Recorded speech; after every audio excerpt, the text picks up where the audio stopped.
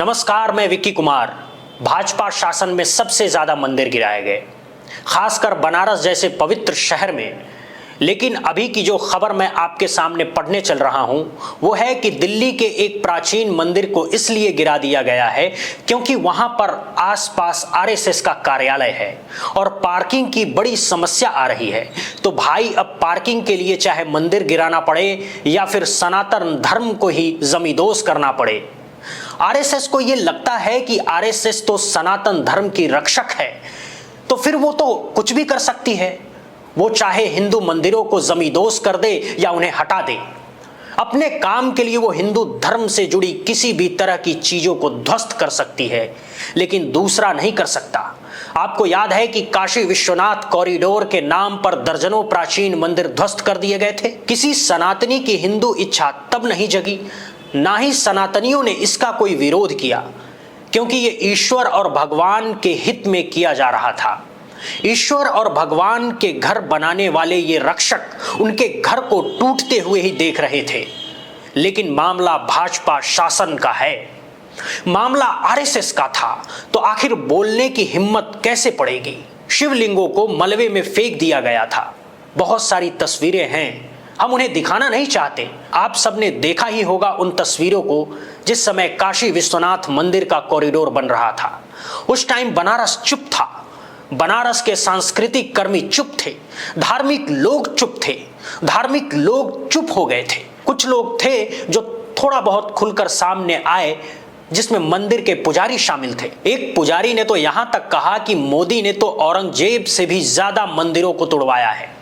हम नहीं कह रहे हैं, बाकायदा ये खबर है। और अब दिल्ली से ये खबर आ रही है कि जहां पर एक वीडियो में दावा किया जा रहा है कि ये मंदिर करीब 1400 साल पुराना है और अब इसका ध्वस्तीकरण किया जा रहा है एक पार्किंग बनाने के लिए। असल में भाजपा जिस सनातन धर्म का ढोंग करती है उसके पीछे की हकीकत क्या है। दिल्ली के झंडेवालान में आरएसएस मुख्यालय के पास तोड़फोड़ अभियान शुरू हुआ है। लोगों में काफी आक्रोश है और जब से ये वीडियो सोशल मीडिया पर वायरल हुआ है, जिसमें एक शख्स ये बताता हुआ दिख रहा है कि कैसे नगर निगम द्वारा अतिक्रमण विरोध एक कार्रवाई के तहत इस मंदिर को तोड़ा जा रहा है, जिसमें यह शख्स दावा कर रहा है कि यह मंदिर कोई नया नहीं है बल्कि काफी पुराना है। शनिवार को दिल्ली नगर निगम यानी कि एमसीडी ने झंडेवालान स्थित राष्ट्रीय स्वयंसेवक संघ यानी कि आरएसएस मुख्यालय के पास अतिक्रमण विरोधी अभियान चलाया। अधिकारियों के अनुसार अभियान के दौरान हटाए गए ढांचों को लगभग 45 दिन पहले ही खाली कराने का नोटिस दिया जा चुका था।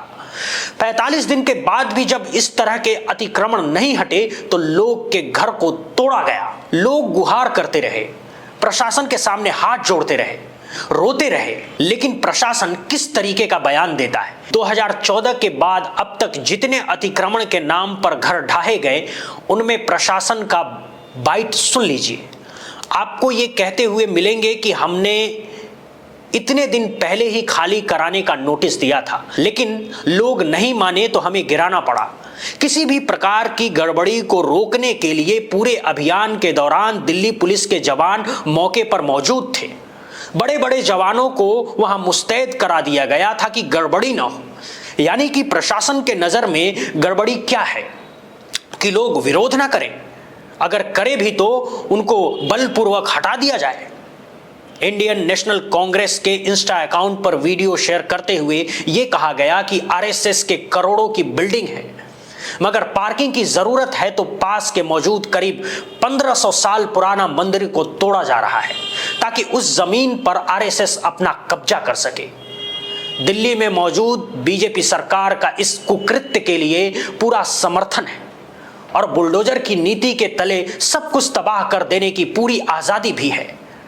मामला तब और बिगड़ गया जब एक वीडियो ऑनलाइन वायरल होने लगा, जिसमें आरोप लगाया गया कि मुख्यालय के पास स्थित एक सदियों पुराने मंदिर को निशाना बनाकर तोड़फोड़ की गई।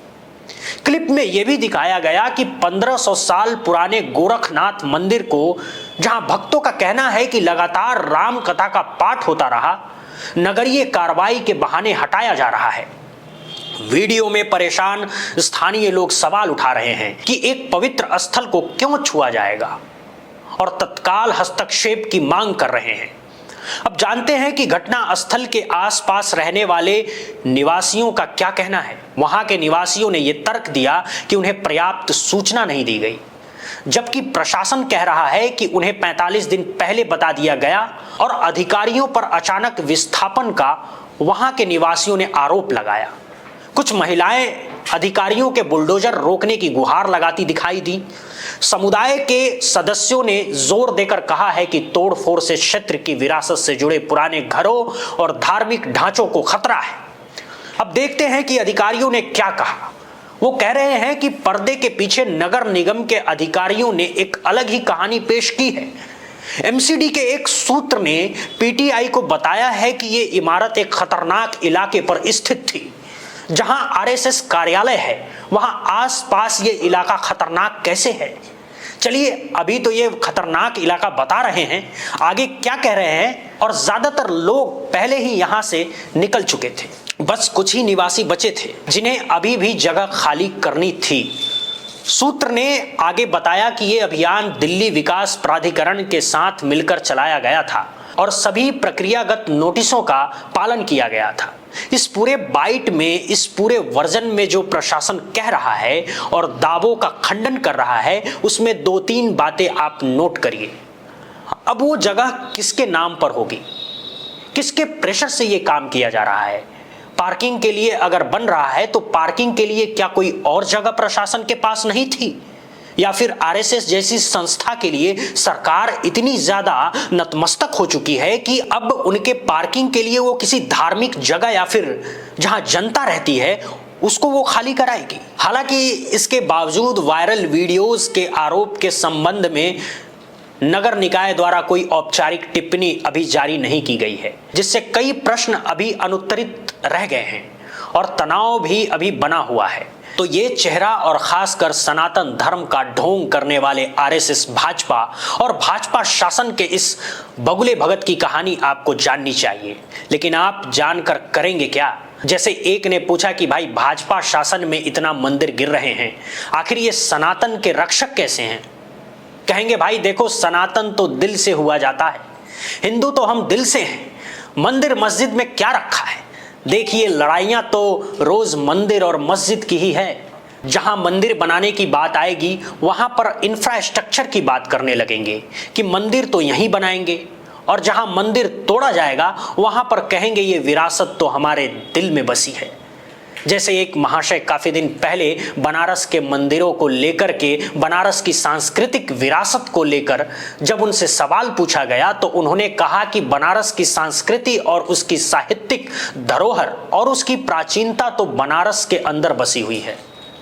माने कि बनारस की गलियों को तोड़ डालो, बनारस को बड़ा मजार बना दो, न्यूयॉर्क बना दो, गंगा में विशाल क्रूज उतार दो, सारे भोग विलास के काम बनारस में शुरू। लेकिन जब बात अपने ऊपर आएगी तो कहेंगे सनातन तो हम दिल से हैं। इन सब में क्या रखा है? तो ये फिर दोहरी बातें अच्छी नहीं लगती, लेकिन करेंगे क्या? ये दो मुही बातें करना तो इनकी परंपरा है। चलते चलते जान लेते हैं कि देश का एक बड़ा मुद्दा बीएलओ जो हमारे देश में आत्महत्या कर रहे हैं, काम के दबाव में कर रहे हैं, किसी भी तरीके से कर रहे हैं। आप सांसद संजय सिंह ने एक पत्र दिया है राज्यसभा सेक्रेटरी को कि ये मुद्दा संसद में उठाया जाएगा। नियम 267 के तहत मुद्दा उठेगा कि नहीं उठेगा, लेकिन आप सभी दर्शक इतने दिन से देख रहे हैं, अपने जीवन में पहली बार मैं ऐसा कुछ देख रहा हूं जहां सरकारी कामकाज में लोग आज इतने बड़े स्तर पर आत्महत्या कर रहे हैं, इतनी बड़ी संख्या में आत्महत्या कर रहे हैं जिनकी तो खबरें आज आ रही है, लेकिन न जाने कितने लोग मानसिक दबाव झेल रहे हैं। कोई कह रहा है मैं थका हुआ हूं।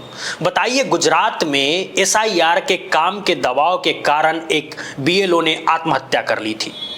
पूरे शिक्षक समुदाय में आक्रोश था। पुरानी खबर नहीं है, हाल ही की खबर है। अभी एक खबर आई है, एक वीडियो वायरल हो रहा है।